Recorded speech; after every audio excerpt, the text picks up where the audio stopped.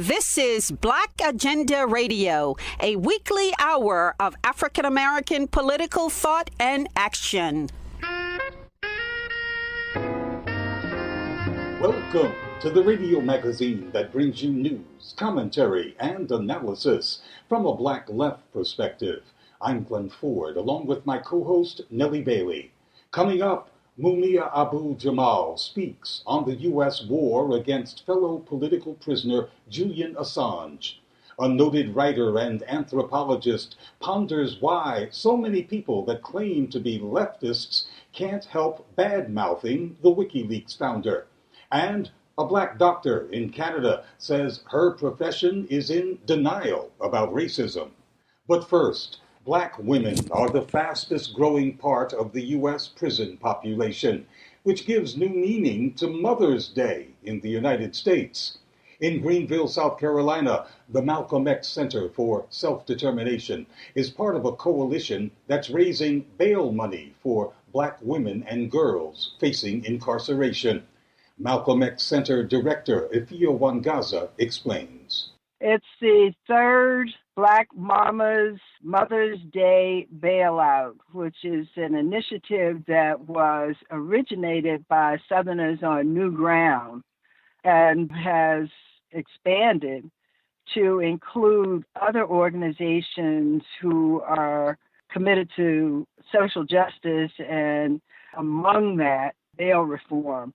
This is now, it's expanded to be the Black Mama's Mother's Day Bailout Collective for bail reform. And the ultimate objective, of course, is not only to bring our sisters home, but also to eliminate, to abolish money bail altogether, which is just another tax on poor people, most heavily on Black people. When you begin to look at the amount of money that is sucked out of the Black community in various schemes, it's mind-boggling, it is infuriating, and it is no wonder the levels of poverty that we continue to be mired in. The fees and fines, the bail, the lawyers, even with a public defender, there is some expectation of some degree of contribution. The bail bondsman, the bail industry is literally built on the backs of poor people and women in particular. Not only do women expected, predictably do, provide the baseline for the bail industry, but they must also sign contracts to be obligors to ensure that whoever's aid they come, they will also be their keeper and make sure that they appear for court appearances which are frivolously and disruptively scheduled and canceled and postponed without regard for people's lives and their ability to survive in a capitalist society. So folks wind up losing their jobs, losing their homes, losing their cars, losing their children, especially in the case of women, in light of the fact that 85% of the women who are incarcerated are mothers, that they have children. And if they're not fortunate enough to have family members who will assume responsibility for them, then they're shuttled off into the so-called foster care system, where they become little more than pieces of meat trafficked from one foster care situation to another, providing income to strangers. Now, one of the things that's interesting on that point, without going too far afield, is that since the opioid, quote-unquote, epidemic has emerged as a white folks' problem, now the states are becoming more and more willing, including the state of South Carolina just passed a budget which included funds to family members who take the children. Previously, the amount paid to foster care strangers, they wouldn't even give that amount to relatives. But now, since white folks are having to take care of their grandchildren and nieces and nephews, they are going to allocate funds to give to them. The amount of money that women wind up having to spend for bail, not only for others, but for themselves, impoverishes the community catastrophically. And as bad as it is when a brother goes to jail for the Black community, it's even worse when a Black woman goes to jail because, like it or not, we are a matriarchal people. The cornerstone of our families, of our community, is Black women. So when a Black woman goes to jail, unless she has another Black woman to step up and to take her children and get her out of jail, she more likely than not will spend a disproportionate amount of time locked up simply because she does not have the money and other members of the community have not made the resources available to her to be able to get out. We know that Black women are 3 to 4 times more likely to be arrested than white women, 2 to 2.5 times more likely than Latino women, and in every instance, commensurate rates of incarceration for bail and ultimately sentencing and conviction will follow. So the Southerners on New Ground brought the initiative to get Black women out of jail on bail in order to begin to challenge the bail system and to mitigate the impact of mass incarceration on the Black community. While the numbers of Black men who are incarcerated is greater than the numbers of Black women who are incarcerated, the rate of incarceration of Black women and girls has escalated in recent years, and where the numbers are declining for males are being made up with females. And why is that? Why are those trends going in different directions? Well, first of all, because brother's been locked up for so long, and the numbers at this point are of people left to lock up by comparison is reduced. And there are more programs available to support Black males, both behind the walls and on the streets, than there are for Black women.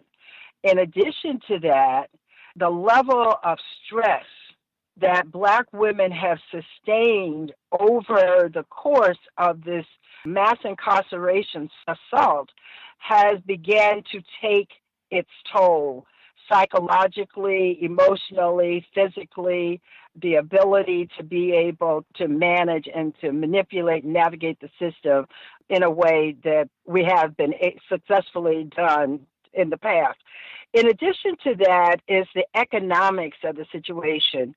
The rate of increase has been going on for, I would say, 15 to 20 years. I can remember back in the early days of Incover, because I can talking to Ajwa Ayatura, who at that time was the director of the ACLU's prison project, that studies disclosed that fact. And even though there was an effort to call it to folks' attention, there was little response to it because there's not the fear of women who have been criminalized as there is of males who have been criminalized. But it's been increasing for an extended period of time.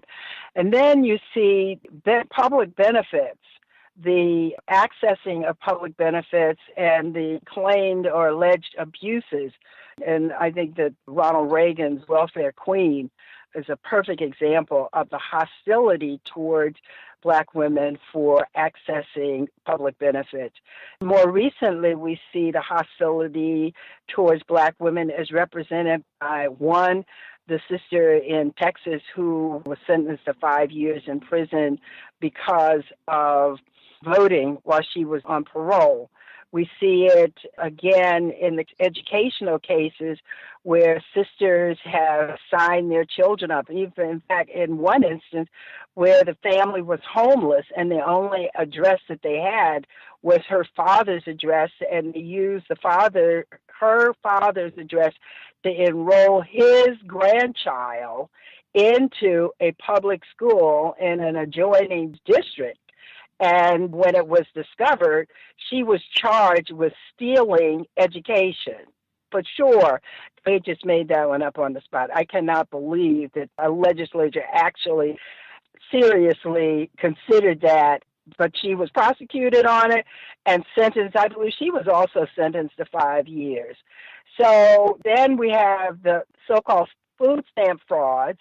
We have, in addition to that, less common today, but within the time frame in discussion, is the return check fraud situations where, we think we're going to be able to write a check and make it up by the time it gets to the bank, or at least by the second time, and the business interest joining with the state being able to put together criminalizing laws that result in women going to jail. I mean, everybody goes to jail, can go to jail as a result of it, but in terms of who they choose to prosecute, how they choose to prosecute and sentence, and under what circumstances, it invariably falls against Black women. As we all know, the charges, the prosecution, the sentencing of Black people generally is more harsh than any other group in this country.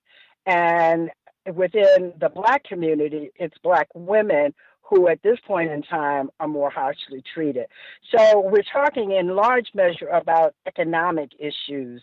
There was a point at which, of course, when the sale of drugs in our community was high, there were women being prosecuted for making phone calls. For instance, the woman that Donald Trump and Kim Kardashian case worked on, where the woman was released.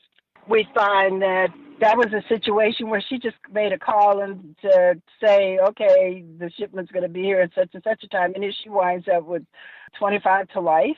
So it's more survival-based, raw, unadulterated poverty that has led to this situation. And of course, when we talk about 2008, when Obama bailed out the banks and left the people to fend for themselves, Black people lost some extraordinary, over 50% of our resources. I won't call it wealth, of our resources. Then you have, and added to that, the cannibalization of our neighborhoods is represented by so-called gentrification. I'm working on, and have been since February, working on helping a family of 2 with a severely vulnerable young adult male to find some place to live. People here in Greenville are doubling and tripling up in households to be able to stay off the street, while the city is spending $40 million to build what they call the Unity Park. And people not only are doubling and tripling up, but there are people who are actually sleeping on benches on Main Street and under bridges. So the perverse, inhumane, violative nature of this society continues to crush the most vulnerable, and the most vulnerable are women and children. Yes, the public face of mass Black incarceration is male, so much so that we're relegated to speaking to the females incarcerated on Mother's Day. That's right. It's an afterthought. And one of the goals of this campaign is to change that, to put women front and center on the question of mass incarceration in the same way that the Say Her Name campaign raised the visibility of police violence against Black women.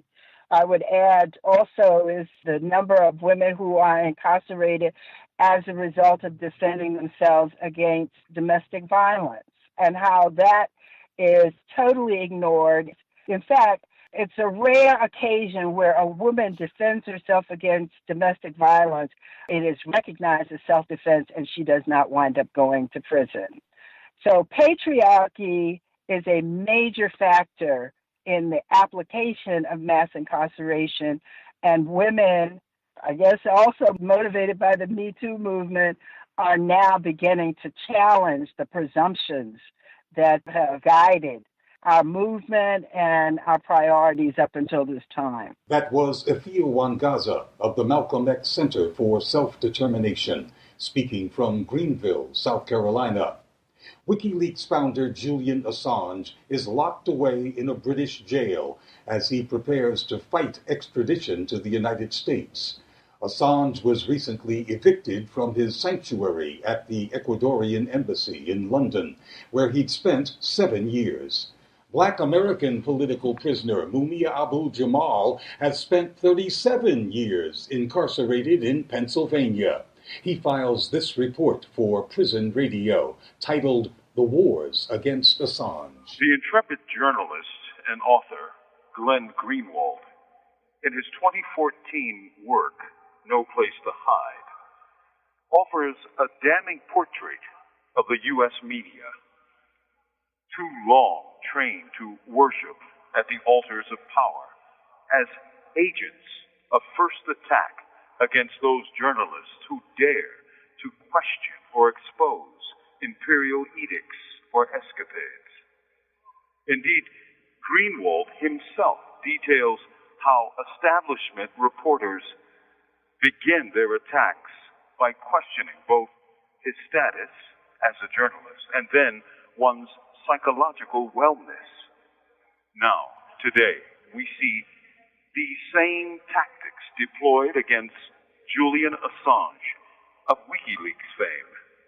Assange and his collective, Wikeleaks, have been whistleblowers and transparency activists determined to bring light on government activities everywhere.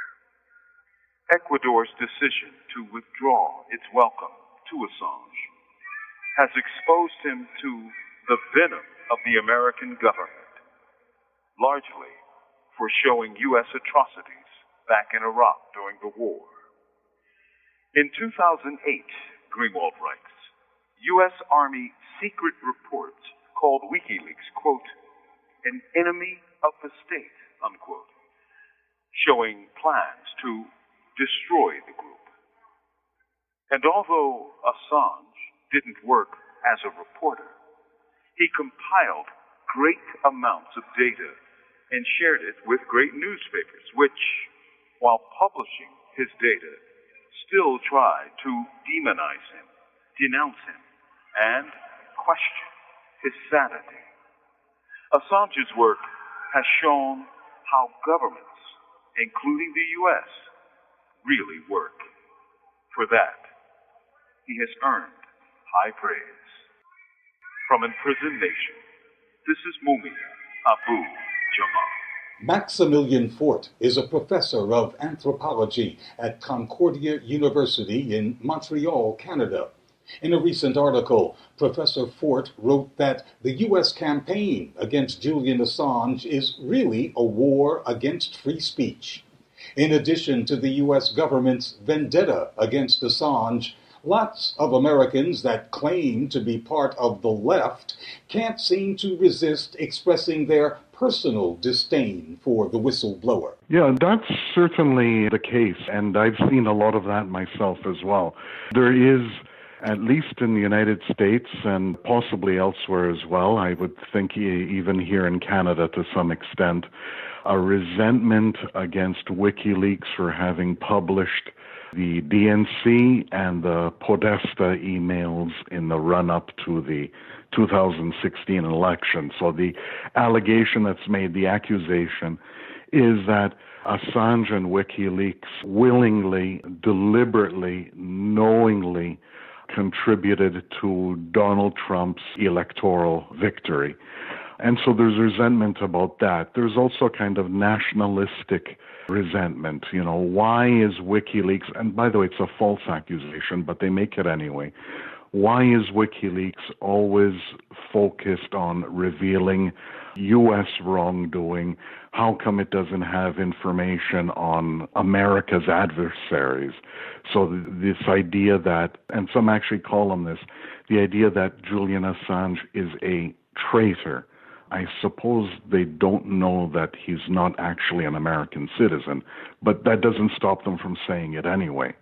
So you're right. There has been this sort of swing in the American left, speaking broadly, and it's relatively recent. It's of the last 3 or 4 years when Wikeleaks was revealing U.S. war crimes in Iraq and Afghanistan and so forth.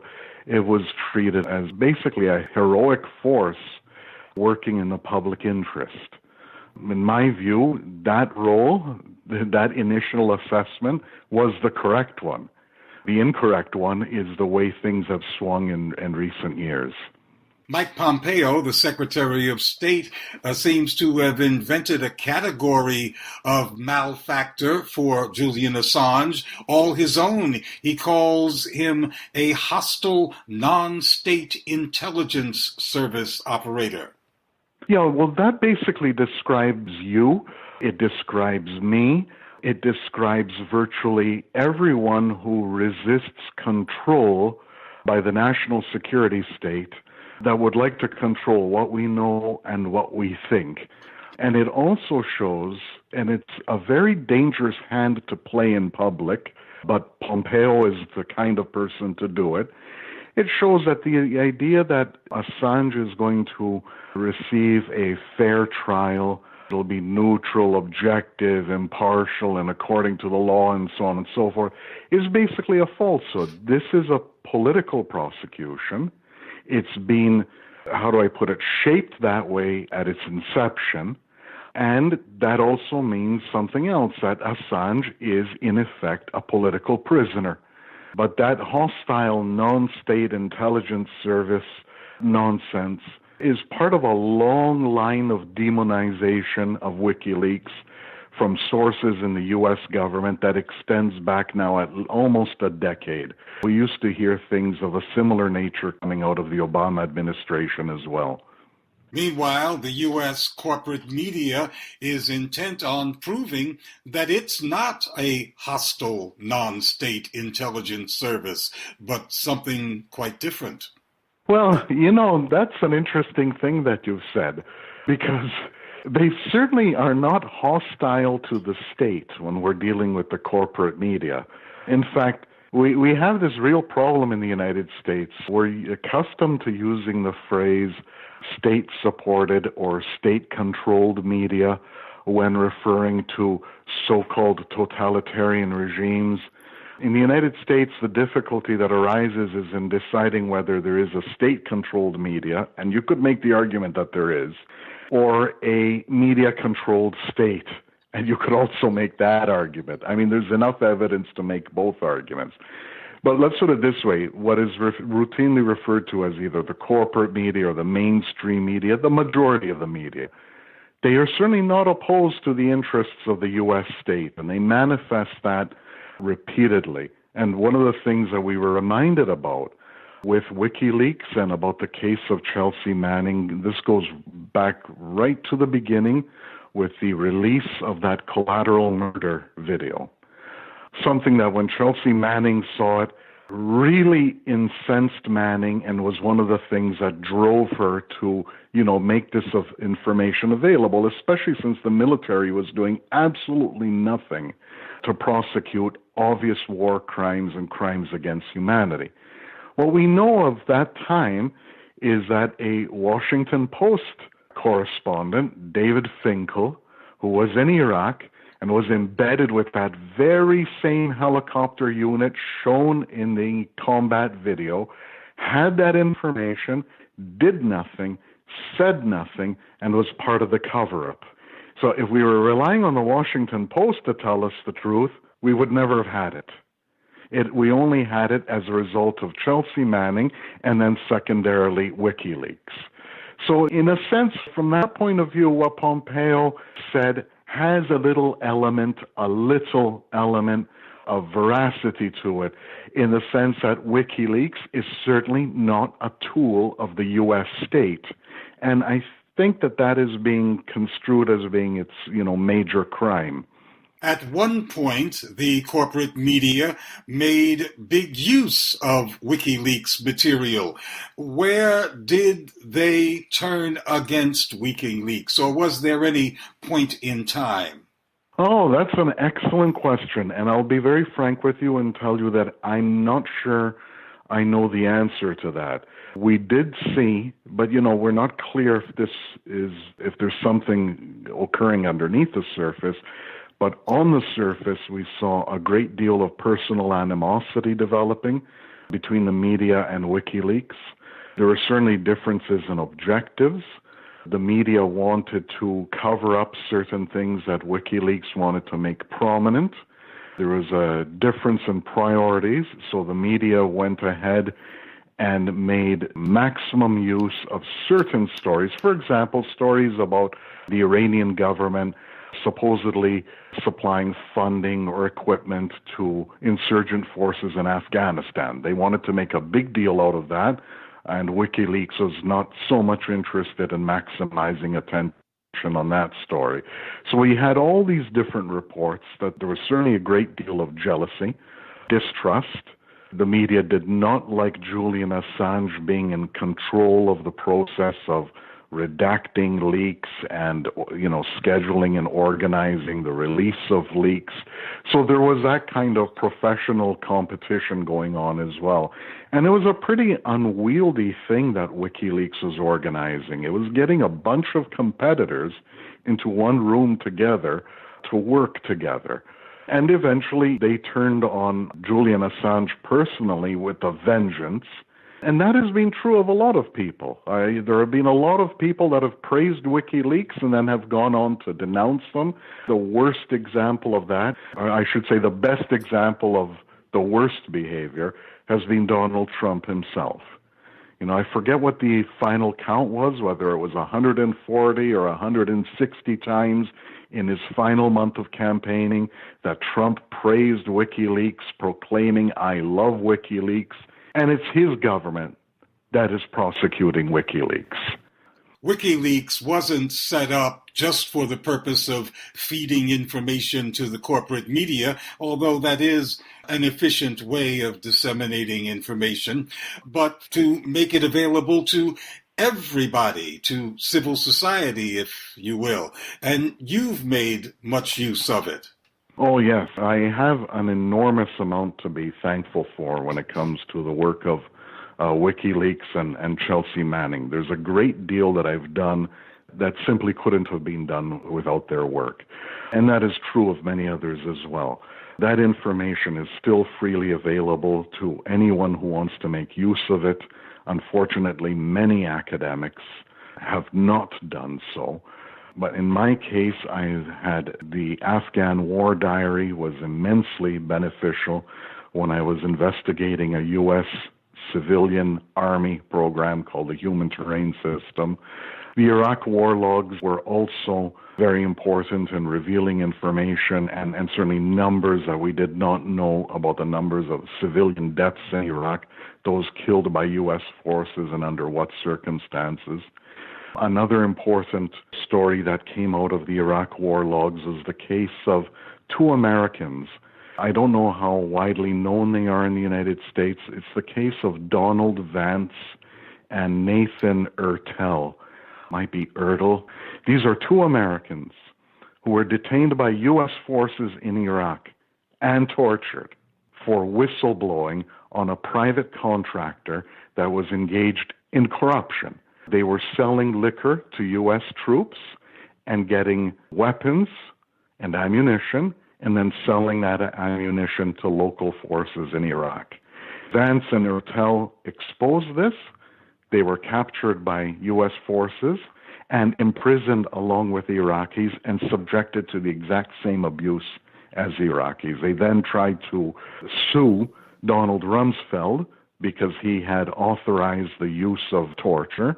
And ultimately it went to the Supreme Court, and the Supreme Court sided without any explanation with lower courts that had tried to stifle their case. So their case, unfortunately, has gone nowhere.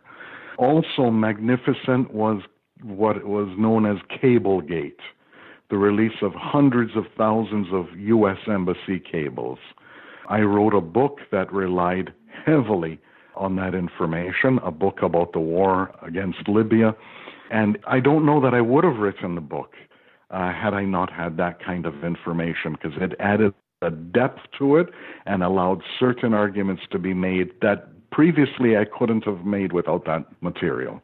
Well, we know that the Trump administration doesn't care much for international organizations. It threatened the International Criminal Court with arresting its personnel if they investigated U.S. war crimes in Afghanistan. So the UN's opinion doesn't mean much to them, but it does to many of us. And the UN working group issued a report 2-3 years ago saying that Julian Assange had been submitted to an arbitrary detention by the British authorities in the Ecuadorian embassy.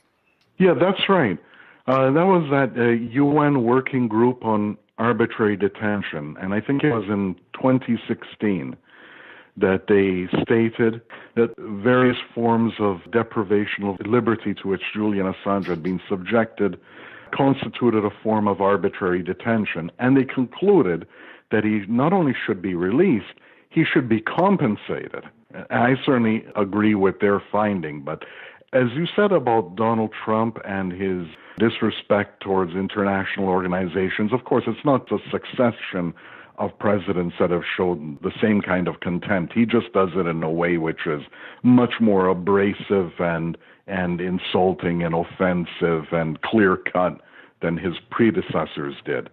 But that certainly is the case, that really what the U.S. government has been interested in, at least, from George W. Bush onwards, we're talking about the Iraq and Afghan wars, is about covering up war crimes, about not having to answer for them.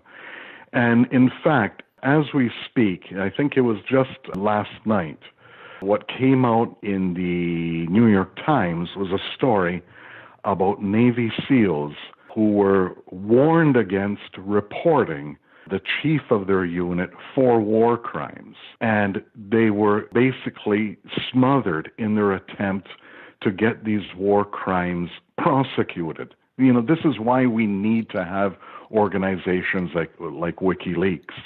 And the chief of their unit was involved in a number of things: stabbing a defenseless teenager to death, sniping a young unarmed girl, sniping an old man, killing both of them, and other things. And these are the sorts of things that the U.S. government is actively trying to hush up. And it does not want to be held accountable for them. It doesn't want to be held accountable for them internationally or nationally. It doesn't want to be accountable to its own citizens. So this is a big problem, because we're not dealing anymore with just freedom of the press and freedom of information and so forth. We're dealing with what basic rights do we have as citizens anymore? Can we exercise citizenship in the absence of information and knowledge about our system of government and about those who presume to govern us? So these are really fundamental questions, and everybody should be alarmed by the U.S. government trying to silence knowledge of these war crimes, which it's doing in a number of ways. You've listed some of them. The prosecution of Assange is yet another. The re-imprisonment of Chelsea Manning after being pardoned is yet another. What the United States never admits is that it has political prisoners. But this saga of Julian Assange and Chelsea Manning is quite evidence to the whole world that not only does the U.S. have political prisoners from the 60s and early 70s still incarcerated, but it's creating new ones. Yeah, absolutely. And I think at least in a certain sector of American society, there will be those who will point out immediately, saying, if Assange is a political prisoner, he's certainly not the first one. We currently have Leonard Peltier in prison. Mumia Abu Jamal is seen by many as a political prisoner, and so forth. So you're right, he's certainly not alone. But we did see this intervention of a kind by the UN working group on Assange when he was held in the voluntarily, one might say, involuntarily by a better definition, in the Ecuador embassy. But now it's the Brits who have him officially. That's right, and this is of great concern to me. Several years ago, and I think Assange will have changed his opinion now, but several years ago, and you'd be able to find this by looking at archives of newspaper articles, Assange was of the opinion that the United Kingdom would never extradite him to the United States because the UK does not extradite people for political offenses. His worry then, at that time, was Sweden. That if he was sent to Sweden, Sweden would send him to the United States. So it was all about not falling into the clutches of the Swedes. Now that he's in the clutches of the UK, now I think he'd have enough reason to rethink his opinion. First of all, his very first encounter with the UK justice system after his arrest was with a judge who immediately began by insulting Assange, calling him a narcissist. But that should happen in a UK courtroom on such a serious matter, getting so much world attention, already tells you it's not likely that this man is going to get a fair trial. On top of that, and this is even worse, that judge tried to basically seduce Assange into just going ahead with the extradition to the United States, saying, you're wanted on relatively minor matters. It might be in your interest to just get over there, resolve this whole case and get on with your life. And that is like the height of dishonesty, because we know that the initial charge from the U.S. government is just that, an initial one. It's an opening salvo. We know for a fact now, and it's been reported, that there's an ongoing criminal investigation, that more charges will be released, and they could be made public after Assange has arrived in the United States, after he's already been extradited. So there's a serious danger that this entire prosecution of Assange will be a series of kangaroo courts with predetermined outcomes. And the behavior of the UK judge is already an indication that that's happening. He's been held in Belmarsh prison without access to lawyers for 2 weeks. He hasn't been able to have any visits from anyone. He's been held in isolation, and he has an appearance in court May 2nd. Hardly a lot of time is being afforded to him to prepare for the trial. So, there is a lot here to be gravely concerned about. You have Theresa May saying no one is above the law, and we already know that that is a falsehood. I mean, it's even kind of galling that she should say that in a country where Tony Blair walks free after getting the UK involved in a war in Iraq, which was itself the major crime under international law. It was a crime of naked aggression against another state, and it resulted in the deaths of hundreds of thousands of Iraqis for no good reason.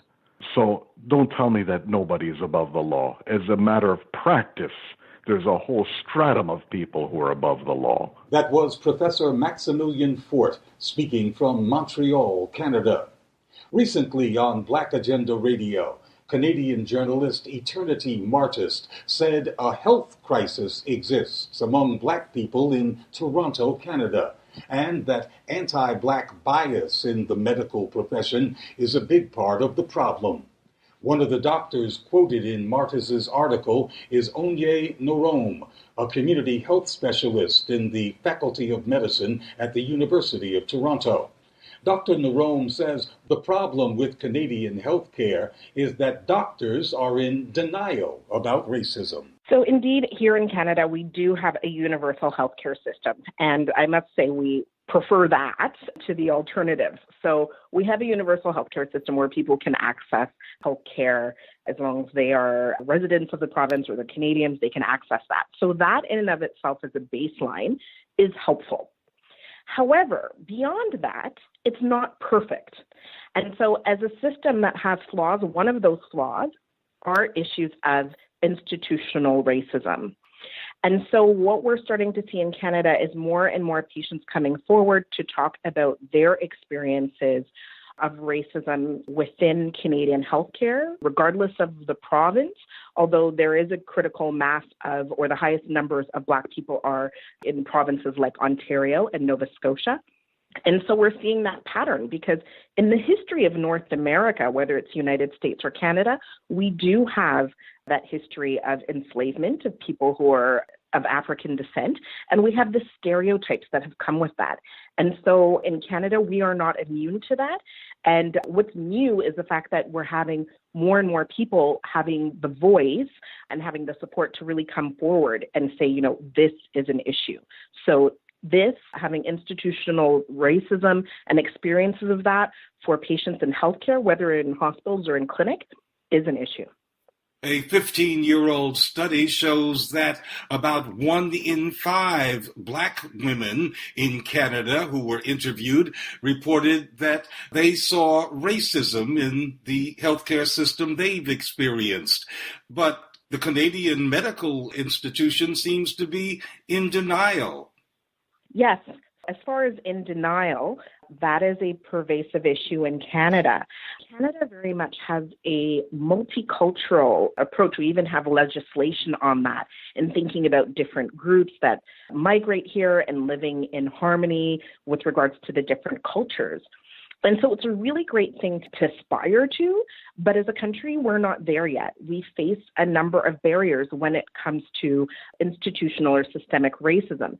And specifically when it comes to anti-Black racism, the United Nations, in their most recent visit, because we are in the decade for people of African descent, declared by the United Nations, they had a working group that came here to Canada and interviewed leaders and community members and all types of folks of African descent here. And their report showed that they were deeply concerned about institutional anti-Black racism. So not just in the hospitals, but in our justice systems, in our education system, in our employment systems or work conditions. So that's been stated, and it's also been acknowledged that anti-Black racism does exist here by our Prime Minister as well, who put some funding towards addressing some of these issues, particularly with regards to mental health. So I think now there's starting to be an awareness, but people certainly have held on to the denial, particularly people who have not experienced racialization, so namely white Canadians, thinking that, you know, we do live in this perfect multicultural environment where everybody has equal opportunity to reach their full potential, including their health potential. And what we're starting to see in Canada more and more is the voices are rising and saying we're not there yet. We need to do the work to get there. And in particular, we need to collect the data. We need to engage communities so that we can fix this. Until you can collect that data, you've been advocating that Canadians extract data from the United States and the UK, where race-based data is assembled. But is that kind of data easy to extrapolate from Black populations in Britain or in Detroit? No, I mean, actually, myself and other research or clinical colleagues, we use that because we don't have very much here in Canada with regards to race-based or ethnicity-based data. So it's really just we're doing the best we can with what we have. But no, the best approach would be to actually have data that is based on Canadians because our context is quite different. As you mentioned, we do have universal health care. So somebody's income might affect, you know, how easily they're able to drive to or take the bus to a clinic or something like that. But it's not the same kind of barriers in the United States. On the other hand, we have a very diverse population. So the majority of our Black population here in Canada are either immigrants or the descendants of immigrants. We do have a pretty substantial population out east in Nova Scotia that are the descendants of people who had been enslaved or who escaped from slavery. So people who have been here for centuries, but the critical mass of us are either immigrants or the children of immigrants. And so there's a lot of diversity with regards to experiences, histories, cultures, genetics, like all types of things that are different here. And you can't necessarily extrapolate that from American data or from the UK, because the environment is different, but also there's very different groups here. So we need our own data. Give us some examples of how Black Canadians experience bias in healthcare. One example that comes to people's attention is with regards to a condition called sickle cell disease.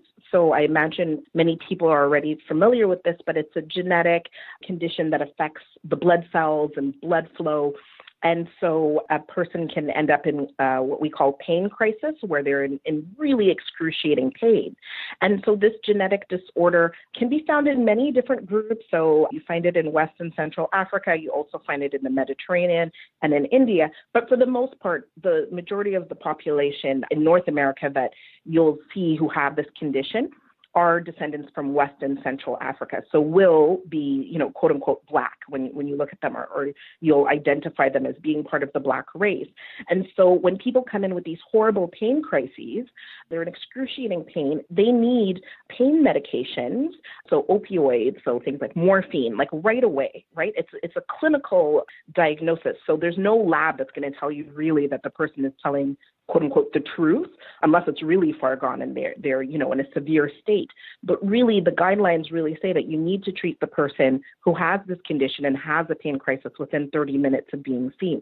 It's come from many patients and advocacy groups that is not the case. If you can picture, a 21-year-old young male, he comes in severe pain, he's got his hoodie on or something like that, and he needs something like morphine, which is considered a narcotic. People can get addicted to it. There are stereotypes that because this is a Black person, a Black patient, that one of two things are the stereotypes. Either have a different pain threshold, so can tolerate pain more than a white person, which actually comes through the legacy of slavery. So having a different pain threshold. The other is being drug seeking. So these stereotypes that, Black people would be more likely to be addicted to the pain medication. Based on what we know, at least from the United States, we know that Black patients who have sickle cell disease who need these medications are no more likely to be addicted than any other race. But certainly in Canada, where we've actually had, so in 2017, our government released a report that reinforced to doctors what they're supposed to do and to treat the patients within 30 minutes of arrival in the emergency department. But that document also had quotes from patients about their experiences of being ignored when they come in severe pain. So that was a pretty significant report that came out 2 years ago. We also had the Black Health Experiences projects where people were talking about not being believed, right? So their symptoms not being believed. So these are coming out more and more. In your experience, how receptive now are white doctors in Canada to at least the idea that racial bias exists in their profession? So I don't have studies on that. I can say that myself, I am invited to clinical and public health places and spaces across the province, and now I would say in a number of provinces, where healthcare providers have come and asked me to speak on this. And in particular, I think people are not comfortable, but willing to explore the issues of implicit bias. So understanding that they're human beings who have taken in all of these different stereotypes about particular groups, particularly with regards to anti-Black racism and the history and legacy of the atrocity we know with slavery. But all of those stereotypes that they've taken in through the media and arts and sometimes even religion can play out even for the healthcare provider who has the best of intentions. So simply thinking that one is colorblind, which is what a lot of people think they are, when you're able to show examples and international evidence, particularly from the United States, but even the few that we have here in Canada, then people are open to that, because then I'm not necessarily judging them or their value system. I'm saying this is what you've absorbed. And on top of that, if you don't start to think about that and reflect on that, then you're going to cause harm. And as physicians, we take the Hippocratic Oath. We know that above all, we want to cause no harm. So where we're able to lay it out and show the impacts of institutionalized racism, of these microaggressions, of being treated differently due to implicit bias, I find a number of different hospitals, institutions, clinicians are open to the conversation. But I don't have data as to how many people are not open to the conversation, who's not coming to those talks, who is not inviting people like myself and others to come and bring those issues up. I don't have that data. So for the places and spaces I have been invited to, which have been many, people are willing to engage in these conversations and think about how they can do better. Well, an admission of possible implicit bias is one thing. People can say, well, I didn't realize I was behaving that way. But that 2003 study points to blatant kinds of behavior, like name-calling and racial slurs and overcharging folks because they were Black. That's something that I haven't seen as much of, but it makes sense that I haven't seen as much of that because, as we know, explicit racism is less common than implicit, right? So most people like to think of themselves as not being racist, even if they might do racist things. So it's much more common for people to unconsciously do something than the few people who are overtly racist and just do something that is just clearly harmful.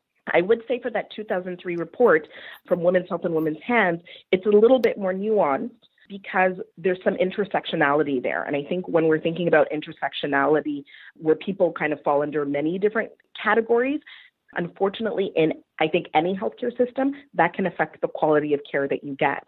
And so if I recall correctly from that study, those included women who weren't documented Canadians. And so they were, for instance, as you said, charged for services because they were undocumented in Canada and so did not have access to the healthcare system. And so I think that put them in a position of vulnerability where they probably saw the worst case scenarios, if I recall correctly from that study. But that doesn't make it excusable. It just means that those are the kind of complaints that I hear about less often. Certainly happens. Eternity Martis's article talks about a Black health crisis in Toronto. Is there a crisis? It depends on her definition of crisis or what she's calling crisis, because I feel like crisis means that there's something sudden that has happened. It's pretty clear from having spoken to people who have been in Canada for a long time, like I said, even in Nova Scotia, that this has been an issue for decades, and I would even guess centuries in Canada. But I think what is happening is that this is now coming to the mainstream. There's now a critical mass of us here. So for instance, in Toronto, 8.4% of the population is Black. So we're reaching kind of a point where quite a few people are comfortable being vocal. There are others who are allies who are encouraging these discussions to happen in places and spaces. And also, like myself, many of us are second generation, so born here. So very much feeling Canadian and very much seeing that there's a difference between how we are treated compared to our other white Canadian counterparts. So I think actually it's more of a time of people being more vocal. I don't think it's a new problem. And to be honest, I don't have a lot of data on that. But given the legacy of anti-Black racism in Canada, I don't think it's that it's new. And so if a crisis means this is something sudden that has come up, I think actually it's been something that has been under the current for a long time and is now coming to the attention, which it needs to. This issue needs to be brought to everyone's attention so that we can do better. Possibly a better word would be that bias in the medical profession is endemic in Canada. I think that is a better way of articulating it. And so because now there's a recognition of this, as identified by the United Nations, there's starting to be greater acknowledgement. So for instance, I would say many of the medical schools, including where I teach, the University of Toronto, students are taught about anti-oppression and the harms of oppression. Students, so I'm the Black Health Theme Lead, so I actually teach about Black population health issues and in particular focus on the impact of anti-Black racism, both in our general systems, but also in the healthcare system as factors that affect people's health and cause disparities. So I've been in this role for about 3 years now, so it's fairly new. But overall, medical schools across Canada are starting, particularly at the University of Toronto, are starting to teach medical students about the harms of racism and practices like trauma-informed care, different things that they can do to not continue to perpetuate this issue. So for the trainees, that type of teaching is starting to happen. And also, I would say, not only in medical schools, but in nursing schools, in schools of social work, and in a number of other healthcare places of education. So for the people coming up who are starting to get into healthcare, they are learning these things. But I think we're still have to do a lot more to educate and help with the transformation that is required for those who are in practice now and seeing patients now.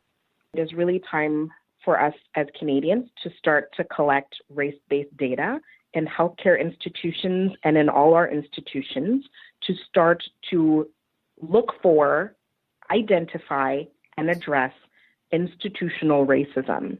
The collection of data is necessary, but that's just part of the first steps towards us addressing these issues. And that's it for this edition of Black Agenda Radio. Be sure to visit us at blackagendareport.com, where you will find a new and provocative issue each Wednesday. That's www.blackagendareport.com. It's the place for news, commentary, and analysis from the Black Left. I'm Nellie Bailey, along with my co-host Glen Ford. Our thanks to the good people at the Progressive Radio Network.